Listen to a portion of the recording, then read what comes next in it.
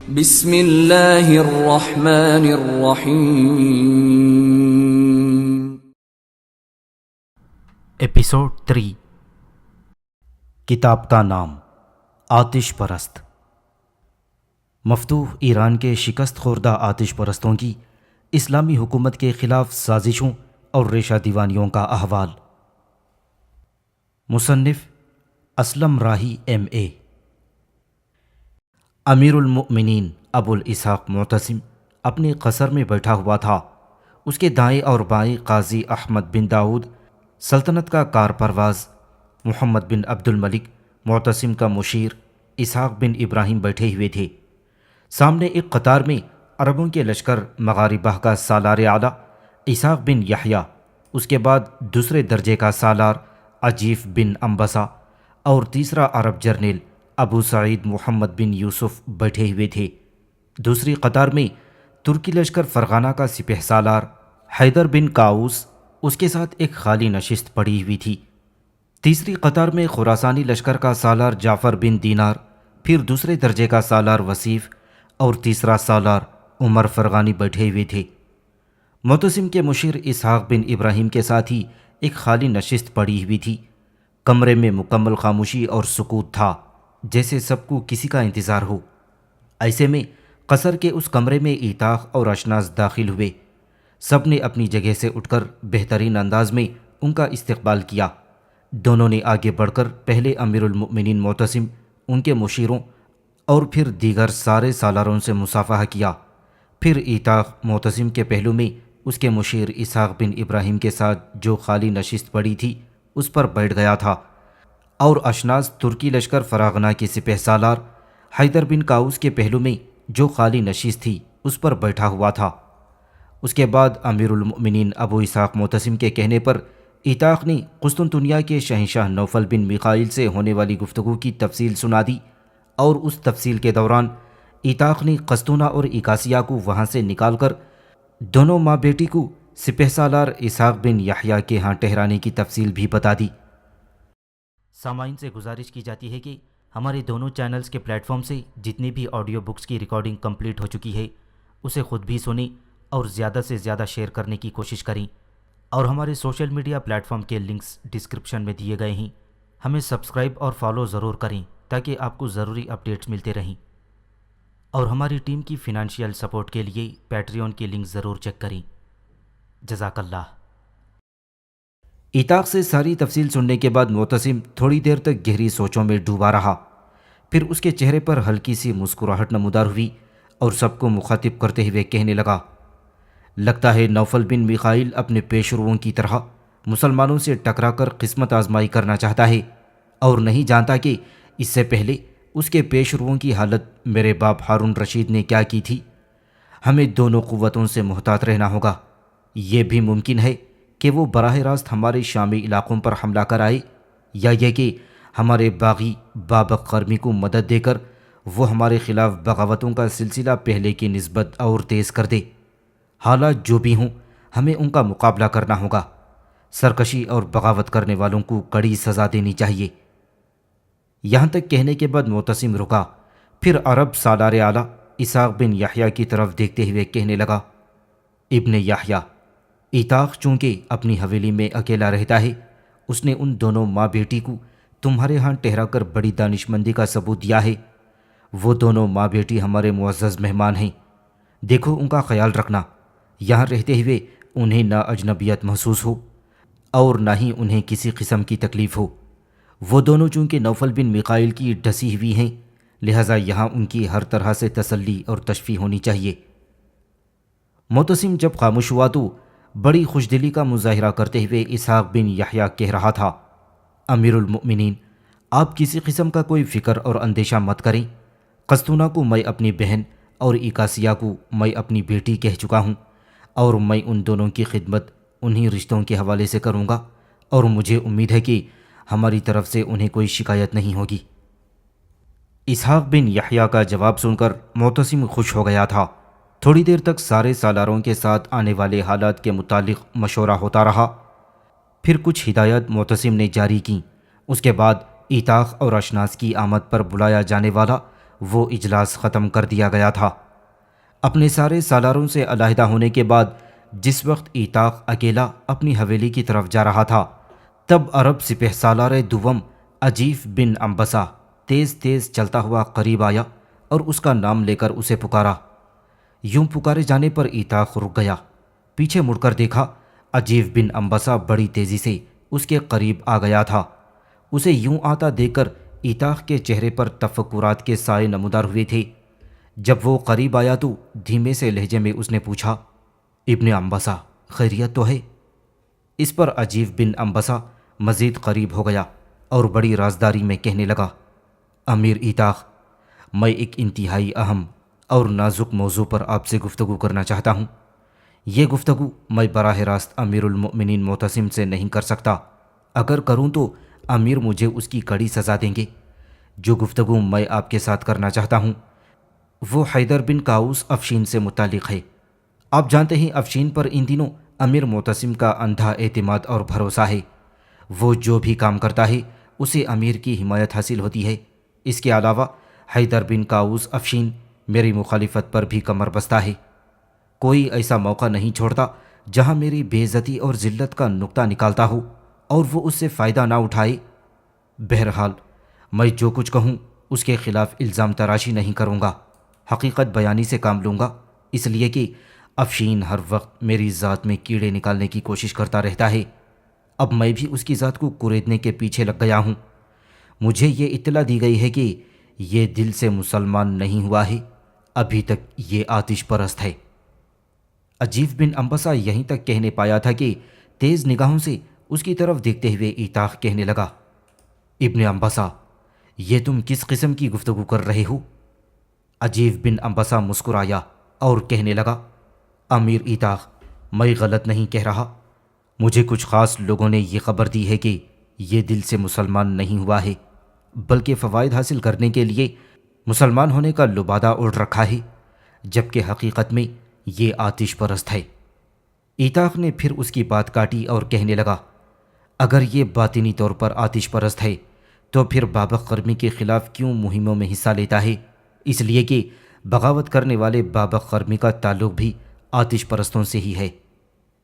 عجیب بن عنبسہ نے پھر تیز نگاہوں سے ایتاق کی طرف دیکھا اور کہنے لگا، اس کی ایک خاص وجہ ہے۔ دراصل اس حیدر بن کاؤس افشین کو کوئی سمجھ ہی نہیں سکا۔ آپ جانتے ہیں کہ ماوراؤن نہر میں حیدر بن کاؤس کے باپ کی حکومت ہوا کرتی تھی۔ یہ پھر اپنے علاقوں پر حکمرانی حاصل کر کے پرانی آتش پرستی کے مذہب کو وہاں بحال کرنا چاہتا ہے، لیکن اسے معلوم ہے کہ جب تک بابق قرمی آتش پرست زندہ ہے اس وقت تک اس کی یہ تمنا پوری نہیں ہو سکتی، اس لیے کہ مجوسی اور آتش پرست زیادہ تر بابق قرمی کے ساتھ ہیں، اور جب تک بابق قرمی زندہ ہے ماوراؤن نہر میں یہ اپنی حکومت قائم نہیں کر سکتا۔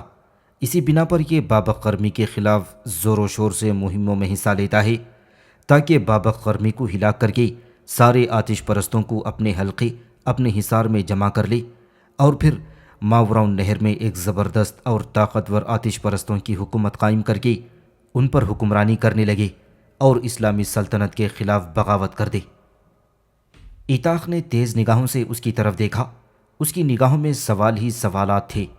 دوبارہ اس نے پوچھا، ابن عنبسہ، جو کچھ تم نے کہا ہے یہ سنی سنائی باتیں ہیں یا تم سے یہ کسی قابل اعتبار شخص نے کہی ہیں؟ یہ سنی سنائی باتیں نہیں ہیں، اپنی گفتگو پر ابن عنبسہ نے زور دیتے ہوئے کہنا شروع کیا، بلکہ یوں جانے میں نے کچھ آدمی افشین کے پیچھے لگائے ہوئے ہیں جو مجھے اس کے متعلق خبریں دیتے رہتے ہیں۔ مجھے یہ بھی بتایا گیا ہے کہ یہ قرآن مقدس کی تلاوت نہیں کرتا بلکہ اکثر و بیشتر آتش پرستوں کے صحیفے پڑھتا رہتا ہے۔ اس بنا پر میں کہتا ہوں کہ یہ آتش پرست ہی ہے، اس سے بچ کر رہیے گا، یہ ہم میں سے کسی نہ کسی کو زہریلے سام کی طرح ڈس کر رہے گا۔ ایتاق وہاں کھڑے کھڑے گہری سوچوں میں کھو گیا تھا۔ کچھ دیر تک وہ سوچتا رہا اور پھر کہنے لگا، ابن عنبسہ، تو نے مجھے ایک عجیب سے تذبذب میں ڈال دیا ہے۔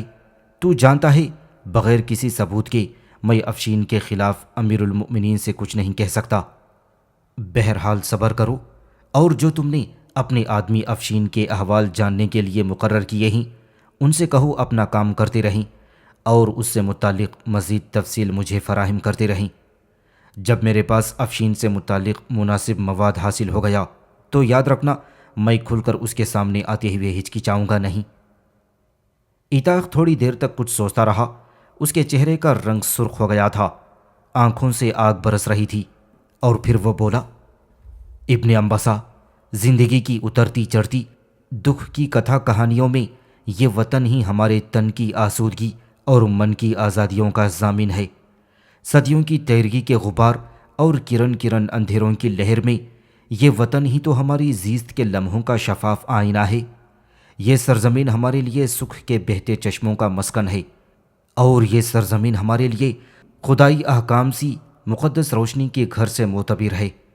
ہمارے لیے یہ وطن چاہتوں کا گہوارہ، رحمتوں کا مسکن، برکتوں کی بستی، آیتوں کا نکھار، خوشیوں میں بسے الفاظ، روشنی سے مزین مفہوم جیسا دلکش ہے۔ میری نظر میں اس کے لیے امن و سلامتی کے پیغام ہیں۔ میرے دل کے اوراق پر اس کے لیے محبت کے حروف مرقوم ہیں۔ اس کی حفاظت، اس کی پاسبانی، میں قسم کعبہ کے رب کی، شولوں کے زندان اور عذابوں کے حصار میں بھی کھڑا ہو کر تکبیریں بلند کرتے ہوئے دشمن کو للکار سکتا ہوں۔ اے ابن انبسا، ہم اپنے وطن کے جوان جذبوں کا خون ہیں۔ اس کی عظمت کی بلندی، اس کی طاقت و قوت، اس کی ریاضت اور استقامت ہیں۔ اس کی تاریخ کے آسمان، اس کے وقت کے ساحل پر کھڑے ہم موت کے کڑے سایوں سے پاسبان، جابر و وقار نگہبان اور مضطرب و سرگرداں کر دینے والے محافظ ہیں۔ جس کسی نے بھی اس کی آزادی کو چھیڑنے کی کوشش کی، اس کے اجالوں میں اندھیروں کا عمل شروع کرنے کی کوشش کی، اس کی پرامن راہوں کا سانپ بننے کی کوشش کی، اس کی بنیادوں میں ریت بھرنے اور دیواروں میں کجی پیدا کرنا چاہی، قسم کعبہ کے تقدس کی، میں ایسے لوگوں کے لیے سنگریزوں کا طوفان، آفتوں کی تاریک آندھی، وقت کا بدترین روز حساب اور قدرت کے قہر کی صدا بن کر رہ جاؤں گا۔ پھر ایسے لوگوں کے خلاف حرکت میں آنے کے لیے کوئی بھی بند دروازہ مجھے روک نہیں سکے گا۔ کوئی میری حب الوطنی کی صداؤں اور میرے ایمانی حصار کو توڑ نہ سکے گا۔ کوئی قوت میرے پاؤں میں دھکن، میرے بازو میں بوجھل پن پیدا نہیں کر سکے گی۔ ہر وہ شخص، ہر وہ قوت جس نے بھی وطن کے خلاف کام کرنے کی کوشش کی، میں اس کی روح و بدن کا تعلق توڑ کر رکھ دوں گا۔ میرے عزیز، یاد رکھنا اس وطن کی حفاظت، اس کی پاسبانی امانت کی طرح میرے دل میں مدفون ہے۔ ہمارا یہ وطن، ہماری یہ سرزمین وجود ملت کا ایک موتی ہے۔ جس نے بھی اس کی سلامتی سے کھیلنے کی کوشش کی، قسم خدائے واحد و قہار کی، میں اس کے لیے دوزخ کا خرابہ، نفس نفس کا عتاب، منافرت کی ہولناک آگ بن کر اٹھ کھڑا ہوں گا۔ جس نے بھی یہاں سامرا شہر میں مسلم قوم کی تاریخ کی جبین کو لہو لہو کرنے کی کوشش کی، جس نے بھی ہماری کتاب تہذیب کے بدن پر جراحتوں کے حروف رقم کرنے کی کوشش کی، اور جس نے بھی ہمارے دیس کے بزم کو رکاوٹوں کے رزمگاہ بنانا چاہا، بھلا وہ شخص کتنا بھی اثر و رسوخ والا کیوں نہ ہو، میں بے نیام تلوار سونت کر اس کے خلاف اٹھ کھڑا ہوں گا۔ ابن انبسا، اس وطن، اس کی سلامتی، اس کی حفاظت کے لیے میں ایتاخ اپنے خون کے آخری قطرے کا نذرانہ بھی پیش کرنے کی ہمت و جرأت رکھتا ہوں۔ مطمئن رہو، جس دن مجھے یقین ہو گیا کہ یہ حیدر بن کاؤس افشین اس وطن کی مخالفت پر کمر بستہ ہے، اس روز میں اگر سانپ بن کر اس کے راستے میں کھڑا نہ ہو گیا تو میرا نام تبدیل کر کے رکھ دینا۔ جب تک ایتاخ بولتا رہا، عجیب بن انبسا مسکراتے ہوئے اس کی طرف دیکھتا رہا۔ جب وہ خاموش ہوا تو کہنے لگا، قسم خداوند قدوس کی، مجھے آپ سے ایسے ہی الفاظ کی توقع تھی۔ اب میں مطمئن ہوں۔ جو مجھے اس حیدر بن کاؤس افشین کے متعلق شواہد ملتے رہیں گے، میں انہیں آپ کے پاس جمع کراتا رہوں گا، اور پھر آپ جانیں اور آپ کا کام۔ اس کے ساتھ ہی عجیب بن انبسا نے ایتاخ سے مصافحہ کیا اور وہاں سے ہٹ گیا۔ ایتاخ اپنی حویلی کا رخ کر رہا تھا۔ دن کافی چڑھ آیا تھا۔ امیمہ اس کمرے میں داخل ہوئی جس میں قسطنہ اور ایکاسیہ کے قیام کا اہتمام کیا گیا تھا۔ دونوں ماں بیٹی ابھی تک گہری نیند سوئی ہوئی تھیں۔ امیمہ جب اس کمرے میں داخل ہوئی تو کھٹکا سن کر قسطنہ جاگ اٹھی، اور پھر مسکراتے ہوئے اس نے امیمہ کی طرف دیکھا۔ پھر اس نے آواز دے کر ایکاسیہ کو جگانے کی کوشش کی۔ ایکاسیہ انگڑائی لیتی ہوئی اٹھ کر بیٹھ گئی اور مسکراتے ہوئے امیمہ کی طرف دیکھنے لگی تھی۔ امیمہ آگے بڑھ کر اس کی مسہری پر بیٹھ گئی، پھر بڑے پیار بھرے انداز میں کہنے لگی، کافی دن چڑھ آیا ہے، آپ لوگوں کو ہم نے اس لیے جگایا ہے کہ آپ دونوں ماں بیٹی سفر کے باعث تھکی ہوئی تھیں۔ میرے خیال میں مجھے اس وقت آپ کے کمرے میں نہیں آنا چاہیے تھا، میرے آنے کی وجہ سے آپ جاگ گئی ہیں، آپ دونوں ماں بیٹی کی نیند اچاٹ ہو گئی ہوگی۔ اس پر ایکاسیہ نے مسکراتے ہوئے امیمہ کا ہاتھ اپنے دونوں ہاتھوں میں لے لیا اور اسے سہلاتے ہوئے کہنے لگی، نہیں امیمہ میری بہن، ایسی کوئی بات نہیں، ہم دونوں ماں بیٹی کافی سو چکی ہیں، نیند بھی پوری ہو چکی ہے۔ ایکاسیہ کے ان الفاظ سے امیمہ خوش ہو گئی تھی، پھر چہکنے کے انداز میں کہنے لگی، اگر یہ بات ہے تو پھر اٹھیں، آپ کے کھانے کا اہتمام میں نے کر دیا ہے، ایتاغ بھائی بھی آ چکے ہیں، ہماری حویلی کا وہ حصہ جس میں آپ دونوں ماں بیٹی کے قیام کا اہتمام کیا گیا ہے، اس میں انہوں نے صفائی ستھرائی کرا کر اس حصے میں آپ دونوں ماں بیٹی کی ضرورت کی ہر شے مہیا کر دی ہے۔ آپ کا جو سامان تھا وہ بھی ایتاغ بھائی نے اسی حصے میں منتقل کر دیا ہے۔ یہاں تک کہتے کہتے امیمہ کو رک جانا پڑا تھا، اس لیے کہ اس کی بات کاٹتے ہوئے ایکاسیہ بول اٹھی، امیر کب یہاں آئے؟ امیمہ مسکرائی اور پھر کہنے لگی، وہ تو فجر کی نماز کے بعد سیدھے ہمارے ہاں آئے تھے، اپنے ساتھ کچھ آدمیوں کو بھی لے کر آئے تھے، پہلے اس حصے کی صفائی ستھرائی کرائی، پھر سارے حصے کو دھو کر اسے خشک کیا گیا، اور پھر کچھ لوگوں کو لے کر وہ بازار گئے، آپ کی ضرورت کی ہر شے انہوں نے خریدی اور اس حصے میں منتقل کر دی، آپ کا سامان بھی ادھر ہی چلا گیا، وہ آپ دونوں ماں بیٹی سے بھی ملنے آئے تھے، جب میں نے انہیں بتایا کہ آپ دونوں سوئی ہوئی ہیں تو پھر وہ چلے گئے۔ ایکاسیہ اٹھ کھڑی ہوئی اور پھر کہنے لگی، اگر ایسی بات ہے تو چلو وہ حصہ جو ہماری رہائش کے لیے مختص کیا گیا ہے اسے پھر دیکھتے ہیں۔ امیمہ اپنی جگہ بیٹھی رہی، وہ اٹھی نہیں تھی، پھر کہنے لگی، نہیں ایکاسیہ میری بہن، ایسے نہیں، پہلے آپ دونوں ماں بیٹی نہا دھو لیں اور پھر کھانا کھا لیں، اس کے بعد میں آپ کو اس حصے میں لے کر جاتی ہوں۔ قسطنہ اور ایکاسیہ دونوں ماں بیٹی نے اس سے اتفاق کیا، دونوں ماں بیٹی طہارت خانے کی طرف گئیں اور ضرورت سے فراغت کے بعد نہائیں۔ امیمہ اور اس کی ماں غمران کے ساتھ انہوں نے ناشتہ ختم کر لیا۔ ناشتے کے بعد غمران کو مخاطب کر کے قسطنہ کہنے لگی، یہ اسحاق بھائی اور زبیر کہاں چلے گئے ہیں؟ اس پر غمران مسکراتے ہوئے کہنے لگی، امیمہ کے باپ تو قصر کی طرف گئے ہیں، امیر المؤمنین نے سارے سالاروں کو طلب کیا تھا، میرے خیال میں ایتاغ اور اشناس جو قسطنطنیہ گئے تھے تو اس سلسلے میں سارے سالاروں کو جمع کیا گیا تھا، شاید کچھ صلاح مشورہ کیا جانا تھا، جہاں تک زبیر کا تعلق ہے تو وہ اس وقت مکتب میں ہوتا ہے۔ قسطنہ شاید مزید کچھ کہنا چاہتی تھی کہ ایکاسیہ اپنی جگہ پر اٹھ کھڑی ہوئی اور سوالیہ سے انداز میں اس نے امیمہ کی طرف دیکھا، امیمہ بھی کھڑی ہو گئی۔ اس پر غمران نے پوچھا، تم دونوں بہنیں کہاں جا رہی ہو؟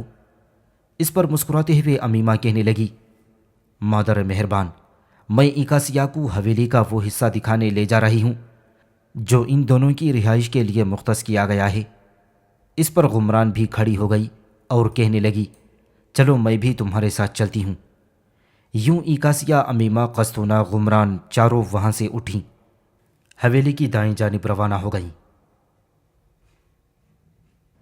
جب وہ اس حصے میں داخل ہوئیں جس میں قسطنہ اور ایکاسیہ کی رہائش کا اہتمام کیا گیا تھا تو ان دونوں ماں بیٹی نے دیکھا وہ حصہ بے حد معقول تھا، کسی کے لیے دوسری سمت سے آنے جانے کا کوئی راستہ نہیں تھا، وہ خاصے بڑے کمرے تھے، ایک چھوٹا سا مطبخ اور اس کے ساتھ ہی توشک خانہ۔ دونوں ماں بیٹی نے دیکھا اس حصے کی خوب صفائی ستھرائی کی گئی تھی، مطبخ میں کھانے پینے کی ساری اشیاء بڑے قرینے اور سلیقے سے رکھی گئی تھی، اور دونوں کمروں میں نئی مسہریوں کا اہتمام کیا گیا تھا، ان پر جو بستر لگے تھے وہ بھی نئے تھے، اس کے علاوہ دونوں کمروں کو ضرورت کی ہر شے سے سجا دیا گیا تھا۔ ایک کمرے میں چمڑے کی خرجینوں میں بند ان دونوں ماں بیٹی کا سامان پڑا ہوا تھا۔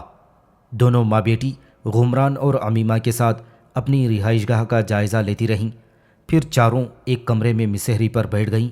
اس کے بعد گفتگو کا آغاز ایکاسیہ نے کیا، وہ کہنے لگی، لگتا ہے امیر ایتاق نے ہماری رہائش کے لیے کافی اہتمام اور محنت کی ہے، اس کے لیے میں ان کی شکر گزار ہوں۔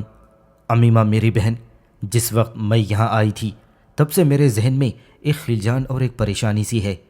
جس وقت امیر نے آپ کی حویلی پر دستک دی تھی تو میری ماں نے سب سے پہلا سوال جو ایطاق سے کیا تھا وہ یہ تھا کہ کیا یہ آپ کی حویلی ہے؟ اس پر ایطاق نے بڑی عاجزی اور انکساری سے کہا تھا کہ وہ تو ایک معمولی سا لشکری ہے، یہ حویلی اس کی نہیں بلکہ آپ کی ابو کی ہے۔ کیا ایطاق واقعی ایک معمولی لشکری ہے؟ اگر ایسا ہے تو انہیں امیر کہہ کر کیوں مخاطب کیا جاتا ہے؟ اور پھر یہ کہ انہوں نے ہمیں قسطنطنیہ سے یہاں لانے کے لیے ایک بہت بڑی ذمہ داری کیسے قبول کی جس میں خطرہ بھی تھا؟ ایسا کرنے کے بعد انہوں نے ہمیں اپنی حویلی میں کیوں نہ ٹھہرایا؟ یہاں ہمارے قیام کا کیوں بندوبست کیا؟ اگر ان کی اپنی حویلی نہیں ہے تو پھر وہ کہاں قیام کرتے ہیں؟ میری بہن، کیا تم مجھے ان سوالوں کا جواب دو گی؟ اور یہ کہ ان کے اہل خانہ یا خاندان کے دیگر افراد کہاں رہتے ہیں؟ ایکاسیہ کی اس گفتگو سے امیمہ ہی نہیں غمران بھی کسی قدر اداس اور افسردہ ہو گئی تھیں۔ امیمہ نے کچھ سوچا، باری باری ایک گہری نگاہ اس نے قسطونہ اور پھر ایکاسیہ پر ڈالی اور پھر وہ کہہ رہی تھی، یہ جو باتیں ایطاق بھائی نے آپ لوگوں سے کہی ہیں یہ اصل میں انہوں نے انکساری اور عاجزی میں کہہ دی ہیں، ورنہ اسلامی سلطنت میں امیر المؤمنین کے بعد ان کی سب سے زیادہ عزت اور وقار ہے۔ ایکاسیہ میری بہن، جہاں تک تمہارا یہ سوال ہے کہ ایطاق بھائی کے اہل خانہ اور خاندان کے دیگر افراد کہاں رہتے ہیں، تو میں بڑے دکھ سے یہ کہوں گی کہ ایطاق بھائی کے نہ اہل خانہ ہے اور نہ ہی خاندان کے افراد۔ یہ شمالی برفستانوں کے رہنے والے ترکی قبائل سے تعلق رکھتے ہیں۔ ایک قبائلی جنگ میں ان کے سارے اہل خانہ مارے گئے اور انہیں غلام بنا لیا گیا۔ غلامی کی حالت میں ایک ہاتھ سے دوسرے ہاتھ میں بکتے ہوئے وہ جوان ہو گئے، یہاں تک کہ بغداد پہنچے اور وہاں ایک شخص سلام بن ابرس نے بھائی کو خرید لیا اور بھائی سے باورچی کا کام لینا شروع کیا۔ اسی بنا پر شروع میں ایطاق بھائی کو طباغ بھی کہتے تھے، لیکن امیر المؤمنین معتصم نے سختی سے منع کر دیا ہے کہ کوئی بھی اب ایطاق کو طباغ کا نام نہ دے۔ سلام بن ابرس جس نے ایطاق بھائی کو خریدا تھا وہ آپ کی دلیری، جرأت مندی اور آپ کی شجاعت اور تیغ زنی میں آپ کی مہارت سے واقف نہ تھا، بلکہ اسے باورچی چاہیے تھا۔ بھائی کو خرید کر اس نے باورچی خانے کا کام اس کے سپرد کر دیا۔ شروع میں بھائی کو باورچی خانے میں کام کرنے میں بڑی تکلیف ہوئی۔ یہ ساری باتیں ایطاق بھائی ہمیں خود بتاتے رہے ہیں۔ پھر یہ آہستہ آہستہ اس کام کے عادی ہو گئے، لیکن قدرت نے بھائی سے کوئی بہت بڑا کام لینا تھا، اس لیے ایک بار کسی رنجش، کسی ذاتی اناد کی بنا پر سلام بن ابرس پر 5 مجوسیوں نے حملہ کر دیا اور اس کے قتل کے درپے ہوئے۔ اس وقت ایطاق بھائی بھی مسلح حالت میں سلام بن ابرس یعنی اپنے آقا کے ساتھ تھے، اور جو ہی وہ مجوسی سلام بن ابرس پر حملہ آور ہوئے، ایطاق بھائی ان کے سامنے جم گیا۔ اکیلے نے ان 5 کا مقابلہ کیا اور 5 کو موت کے گھاٹ اتار دیا۔ پھر یہ خبر پورے شہر میں پھیل گئی۔ لوگ ایطاق بھائی کی جرأت مندی، اس کی تیغ زنی میں مہارت کی تعریف کرنے لگے۔ جب یہ باتیں خلیفہ معتصم تک پہنچیں تو امیر المؤمنین نے ایطاق کو طلب کیا، اور امیر المؤمنین ایطاق بھائی کی دانائی اور سلیقہ شعاری، اس کے جسم کی مضبوطی اور خوبصورتی کو دیکھ کر متاثر ہوا، اور جس رقم کے عوض سلام بن ابرس نے ایطاق بھائی کو خریدا تھا اس سے کئی گنا زیادہ رقم سلام بن ابرس کو دی اور ایطاق کو اس سے لے لیا۔ پہلے ہی ملاقات میں امیر المؤمنین معتصم نے اندازہ لگا لیا تھا کہ ایطاق بھائی انتہا درجے کا عطا شناس، ہوشیار اور تیغ زنی میں اپنا جواب نہیں رکھتا۔ اس بنا پر امیر المؤمنین نے بھائی کو لشکر میں شامل کر لیا۔ اپنی دلیری اور جرأت مندی کی وجہ سے بھائی ترقی کرتا چلا گیا اور موجودہ مرتبے تک آن پہنچا۔ جب جنگوں کا سلسلہ شروع ہوتا ہے تو گو ایطاق بھائی نائب سالار اعلیٰ کی حیثیت سے کام کرتے ہیں، لیکن ایسا وہ عاجزی اور انکساری سے کرتے ہیں، ورنہ اگر حقیقت دیکھی جائے تو سارے سالار ان کے ماتحت آتے ہیں، اس لیے کہ محکمہ جنگ ان کے سپرد ہے، سفارت کے محکمے بھی ان کے سربراہ ہیں، اور کوئی بھی جنگ ایطاق کے مشورے کے بغیر شروع نہیں کی جاتی۔ جب امیر المؤمنین کا دربار لگتا ہے تو ایطاق بھائی امیر المؤمنین کے مشیروں کے پاس بیٹھتے ہیں، جبکہ دیگر سارے سالار ان کے سامنے اپنی اپنی نشستوں پر بیٹھتے ہیں۔ یہاں تک کہنے کے بعد امیمہ رکی اور پھر وہ کہہ رہی تھی، ایکاسیہ میری بہن، امیر المؤمنین نے اپنے لشکر کو 3 حصوں میں تقسیم کر رکھا ہے۔ ایک لشکر عربوں کا ہے جسے مغاربہ کہتے ہیں، اس حصے کے سالار اعلیٰ میرے باپ اسحاق بن یحییٰ ہیں۔ ترکوں کے لشکر کا جو حصہ اس کا نام فرغانہ ہے، اس حصے کا سالار اعلیٰ ایک شخص حیدر بن کاؤس ہے، اسے افشین بھی کہتے ہیں۔ اور تیسرا حصہ خراسانی لشکر کا ہے، اس کا سربراہ جعفر بن دینار ہے۔ امیر المؤمنین نے ایتاق بھائی کو سارے لشکروں کا سپہ سالار بنانا چاہا، لیکن اپنی عاجزی اور انکساری کی بنا پر بھائی نے اس عہدے سے معذرت کر لی، اور امیر المؤمنین نے بڑی عاجزی میں کہا کہ میرے باپ اسحاق بن یحییٰ اور ترکی سردار حیدر بن کاؤس چونکہ ان سے عمر میں کافی بڑے ہیں اور ان کے باپ کی جگہ ہیں، لہٰذا ان کے ہوتے ہوئے وہ لشکریوں کے سالار اعلیٰ نہیں بنیں گے۔ جنگوں میں عموماً نائب سپہ سالار کی حیثیت سے ہی کام کرتے ہیں۔ یہ جو بھائی نے تم سے کہا ہے کہ وہ عام سے لشکری ہیں، ان کی کوئی حویلی نہیں ہے، تو یہ بات بھی انہوں نے انکساری کی بنا پر کہہ دی ہوگی، ورنہ ہمارے ساتھ جو حویلی ہے یہی ایتاق بھائی کی قیام گاہ ہے۔ جیسے ہماری حویلی ہے ایسی ہی ان کی بھی ہے۔ پہلے ان کی حویلی کی صفائی ستھرائی کے لیے مستقر سے آدمی آیا کرتے تھے، لیکن میں نے بھائی سے کہہ کر منع کرا دیا ہے کہ اب بھائی کی حویلی کی صفائی ستھرائی میں خود کرتی ہوں۔ اب تمہارا یہ سوال باقی رہ گیا ہے کہ بھائی نے اپنے ہاں آپ لوگوں کو رکھنے کے بجائے ہمارے ہاں کیوں رکھا تھا؟ تو بھائی چونکہ اپنی حویلی میں اکیلے رہتے ہیں، تو آپ دونوں ماں بیٹی کی رہائش کا انتظام ہمارے ہاں کیا گیا ہے۔ میرے خیال میں اب تمہیں اپنے سوالوں کا مکمل جواب مل گیا ہے۔ اب بھی اگر کوئی تشنگی رہتی ہے تو کہہ دو۔ اس پر ایکاسیہ مسکرائی اور پھر کہنے لگی، نہیں امی ماں، تمہاری باتوں سے اب مجھے مطلق اطمینان ہو گیا ہے۔ میں سمجھتی ہوں کہ جو کچھ انہوں نے کہا ہے وہ ٹھیک ہے۔ جو کچھ انہوں نے کہا تھا انکساری کی بنا پر کہا تھا۔ اس پر امیمہ اٹھ کھڑی ہوئی اور پھر کہنے لگی، اچھا ایسا ہے تو تم اپنا سامان درست کر لو، میں تھوڑی دیر تک آتی ہوں اور تمہارے ساتھ بیٹھوں گی۔ اس پر ایکاسیہ بھی فوراً اٹھ کھڑی ہوئی اور کہنے لگی، تم کہاں جا رہی ہو؟ امیمہ مسکراتے ہوئے کہنے لگی، میں بھائی کی حویلی کی صفائی ستھرائی کے لیے جا رہی ہوں۔ ایکاسیہ فوراً بول پڑی، امیمہ میری بہن، میں بھی تمہارے ساتھ چلتی ہوں، آخر وہ ہمارے محسن ہیں، ان کا کام کرتے ہوئے مجھے ایک طرح سے دلی اور ذہنی اطمینان حاصل ہوگا۔ ایکاسیہ اس گفتگو کے جواب میں امیمہ کو کچھ کہنا ہی چاہتی تھی کہ حویلی کے دوسرے حصے میں کسی کے پکارنے کی آواز سنائی دی۔ اس پر غمران اٹھ کھڑی ہوئی اور کہنے لگی، امیمہ تمہارے باپ آ گئے ہیں۔ میرے خیال میں امیر المؤمنین نے جو مجلس طلب کی تھی وہ ختم ہو چکی ہے۔ میرے خیال میں زبیر بھی ان کے ساتھ آ گیا ہے۔ دونوں کی باتیں کرنے کی آوازیں آ رہی ہیں۔ امیمہ اپنی جگہ سے اٹھ کر باہر بھاگتی ہوئی کہنے لگی، امی آپ یہیں ٹھہریں، میں ابی اور بھائی کو یہیں بلاتی ہوں۔ پھر تھوڑی دیر بعد امیمہ لوٹی اور اس کے ساتھ اسحاق بن یحییٰ اور زبیر بھی تھے۔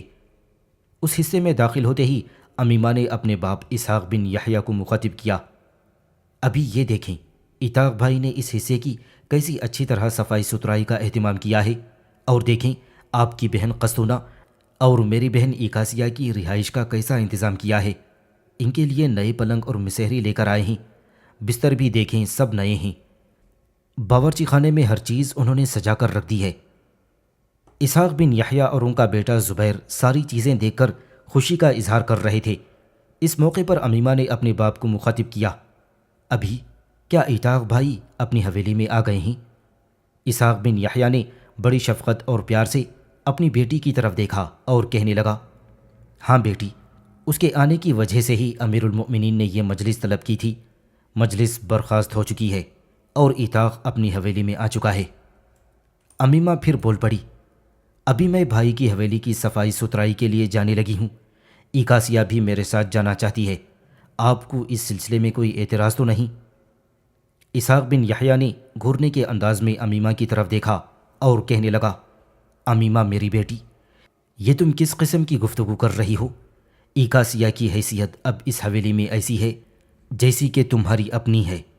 پھر یہ تو سوچو، ایتاق ان دونوں ماں بیٹی کا محسن اور مربی ہے، میں اسے اس کے پاس جانے سے کیوں روکوں گا اور کیوں منع کروں گا؟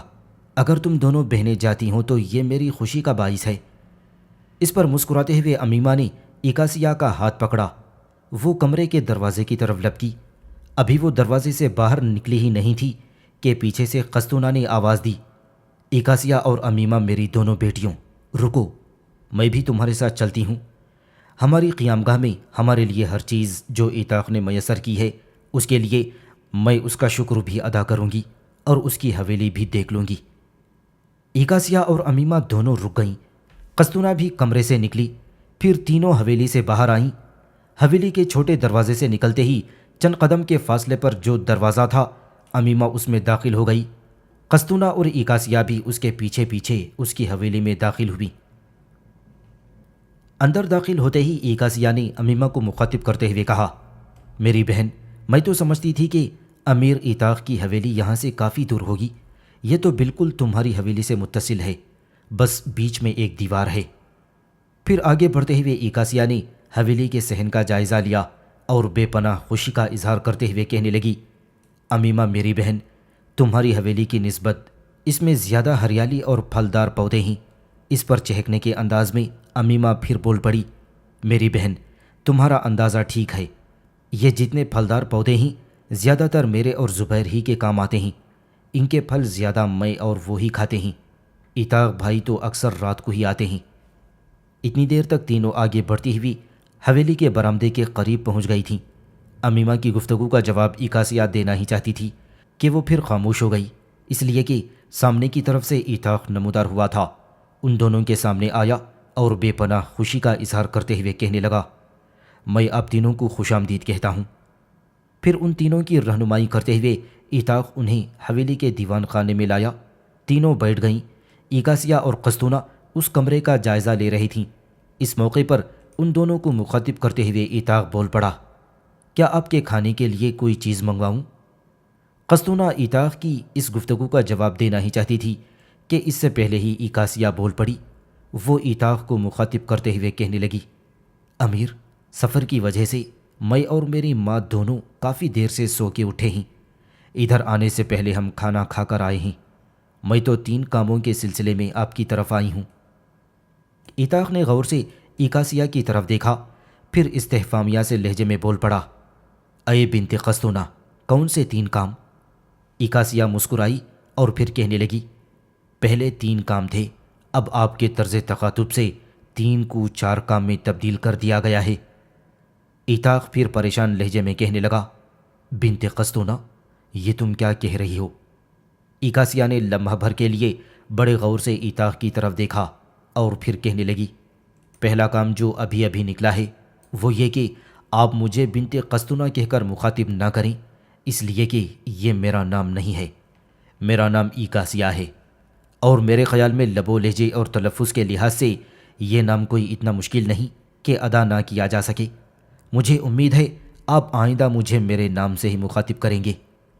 دوسرا کام یہ کہ میں آپ کی حویلی دیکھنا چاہتی تھی۔ تیسرا کام یہ کہ آپ نے آج صبح ہی صبح ہماری رہائش کے حصے میں ہمارے لیے جو زندگی کی ضروریات مہیا کی ہیں اس کے لیے آپ کا شکر ادا کرنا تھا۔ اور چوتھا اور سب سے اہم کام یہ کہ مجھ پر امیمہ نے انکشاف کیا تھا کہ آپ کی حویلی کی صفائی ستھرائی وہ کرتی ہے، لہٰذا میں نے اسے کہا کہ آج کے بعد اس کے ساتھ میں بھی آپ کی حویلی کی صفائی ستھرائی کیا کروں گی۔ میرے خیال میں آپ کو اس سلسلے میں کوئی اعتراض نہ ہونا چاہیے۔ جب تک ایکاسیہ بولتی رہی ایتاق مسکراتا رہا۔ اس کے خاموش ہونے پر وہ پھر بول اٹھا، دیکھو ایکاسیہ، اب میں تمہیں تمہارے نام سے مخاطب کر رہا ہوں۔ جو پہلے 3 کام تم نے کہے ہیں وہ تو قابل برداشت ہیں، لیکن چوتھا نہیں۔ تم یہاں ہمارے پاس ایک معزز اور قابل عزت مہمان ہو، تم میری حویلی کی صفائی ستھرائی کرو، کم از کم یہ میرے لیے ناقابل برداشت ہے۔ واپس جا کر تم کیا کہو گی کہ ایتاق جو تمہیں محافظ اور امین بن کر لے گیا تھا وہ تم سے اپنی حویلی کی صفائی کرواتا رہا ہے؟ نہیں، ہرگز نہیں، ایسا نہیں ہو سکتا۔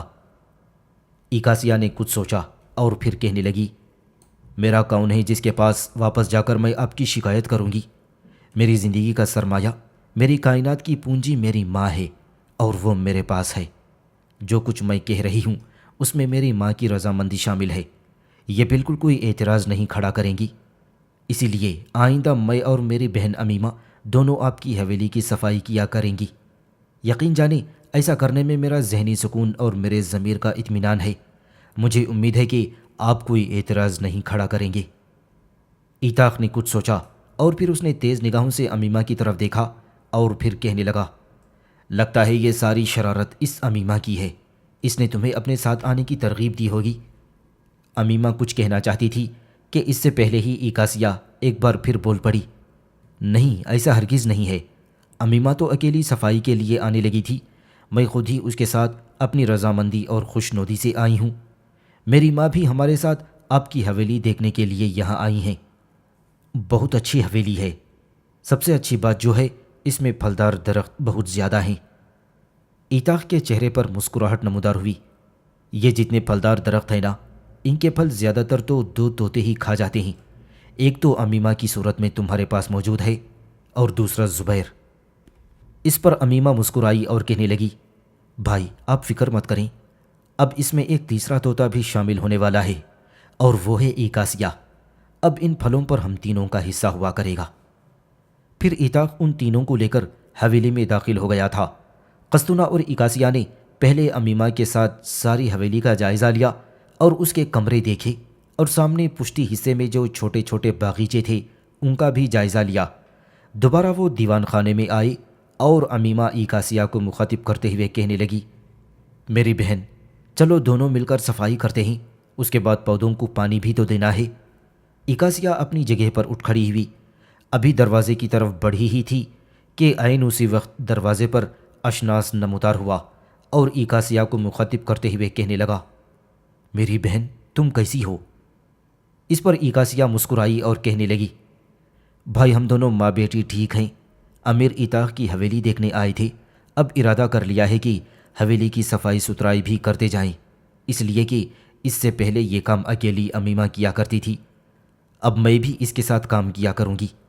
پھر ایکاسیہ کو کوئی شرارت سوجھی اور وہ تیز نظروں سے اشناس کی طرف دیکھتے ہوئے کہنے لگی، بھائی آپ یقیناً امیمہ سے ملنے آئے ہوں گے یا اسے لینے کے لیے آئے ہوں گے۔ ایکاسیہ کی اس گفتگو سے اشناس کچھ نہ بولا، مسکرا رہا تھا۔ دوسری جانب امیمہ اسے تیز نگاہوں سے دیکھ رہی تھی، ایتاق اور قسطنہ بھی دھیرے دھیرے مسکرا رہے تھے۔ ایکاسیہ پھر بول پڑی، اشناس بھائی آپ اسے لے جانا چاہتے ہیں تو لے جائیں، اب میں حویلی کی صفائی اکیلے بھی کر سکتی ہوں، یہ حویلی میں نے دیکھ لی ہے، حویلی کے سامنے اور پشتی حصے میں جو پھلدار پودے ہیں ان کا بھی جائزہ لے چکی ہوں، ان کو میں اکیلی پانی بھی دے سکتی ہوں۔ پھر ایکاسیہ نے امیمہ کی طرف دیکھا، تم یہاں امی کے پاس چھپ کر کیوں بیٹھی ہو؟ اٹھو جاؤ، اشناس بھائی تمہیں لینے آئے ہیں۔ اس موقع پر ایتاق آگے آیا اور ایکاسیہ کو مخاطب کرتے ہوئے کہنے لگا، میرے خیال میں امیمہ کے ساتھ کافی ہو گئی ہے۔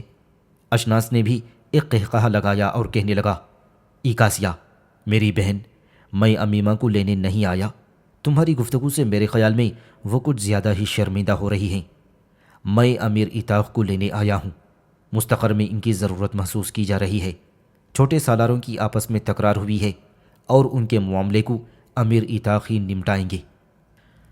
اشناس جب خاموش ہوا تو پھر ایکاسیہ نے اسے مخاطب کرتے ہوئے کہا، اشناس بھائی برا مت مانیے گا، کیا آپ اور امیمہ دونوں آپس میں بات چیت نہیں کرتے؟